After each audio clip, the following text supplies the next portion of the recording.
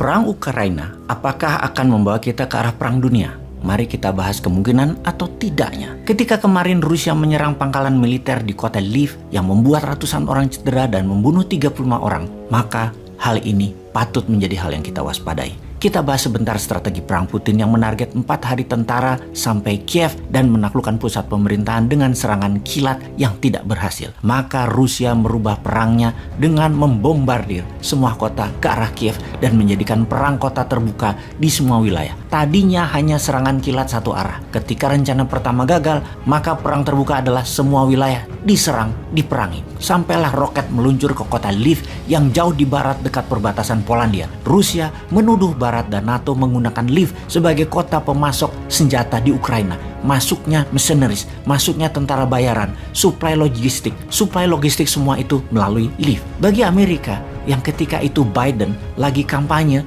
harus segera balik ke Gedung Putih dan Gedung Putih menyatakan serangan terhadap anggota NATO, karena Polandia adalah anggota NATO, akan menjadi dijawab serius dengan perang. Polandia akan menjadi ground base persenjataan dan pasukan. Saat ini di Polandia sudah kedatangan lebih 10.000 tentara, di mana 4.000 tentara itu dideploy oleh Amerika. Terlihat intensitas kegiatan militer meningkat tajam masuk dan keluar Polandia. Dan inilah hal yang ditunggu-tunggu, akankah perang dunia ketiga itu terjadi? Kemarin Swedia juga menuduh Rusia melewati wilayah udaranya. Ditambah lagi, 143 negara di PBB menentang agresi militer Rusia ke Ukraina. Kemudian Rusia mengancam balik semua negara yang menentangnya dan akan melakukan pembalasan. Ditambah lagi, lebih dari 1 juta warga mengungsi dari Ukraina, kebanyakan ke Polandia, yang lainnya ke Jerman, Rumania, Slovakia, Belarus. Ini merupakan jumlah terbesar perpindahan migrasi manusia melebihi Perang Dunia Kedua di awalnya. Jadi, kita harus mempelajari polanya dan patternnya. Setiap hari,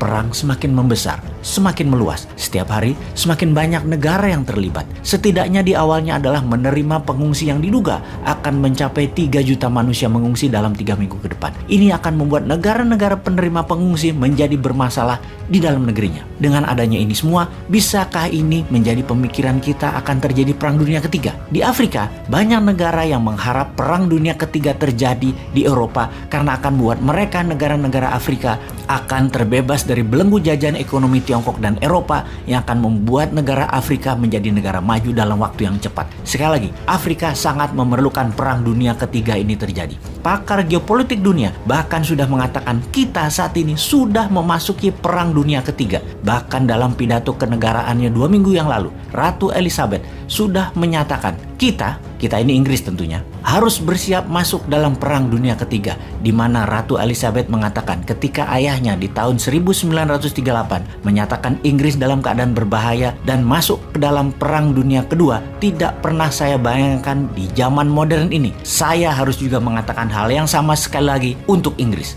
Sekali lagi, apakah ini masuk kategori perang dunia? Apa itu yang dimaksud dengan perang dunia? Dalam pernyataan sejarah, yang dimaksud dengan perang dunia adalah seluruh dunia berperang, setidaknya sebagian besar terlibat. Perang Dunia Pertama misalnya melibatkan seluruh negara Eropa, Amerika, sebagian Afrika, sebagian Amerika Latin. 70% dunia terlibat Perang Dunia Pertama. Selagi kita bicara saat ini, mungkin hanya Ukraina dan Rusia yang berperang di garis depan. Sisa dunia tidak ada yang berperang di garis depan. Sebuah fakta lagi, perang dunia semuanya bermula dari perang kecil. Kembali ke perang awal 1914, bulan Juni, ketika Archduke Franz Ferdinand dibunuh di Bosnia. Dia adalah pewaris dari kerajaan Austro-Hungaria yang dibunuh oleh nasionalis Serbia. Kemudian Austria-Hungaria menyatakan perang terhadap Serbia. Setelah itu, efek domino terjadi. Di tahun 1915 banyak negara masuk dan terus bertambah sampai 1916. Puncaknya hampir semua negara masuk Perang Dunia Pertama di tahun 1918.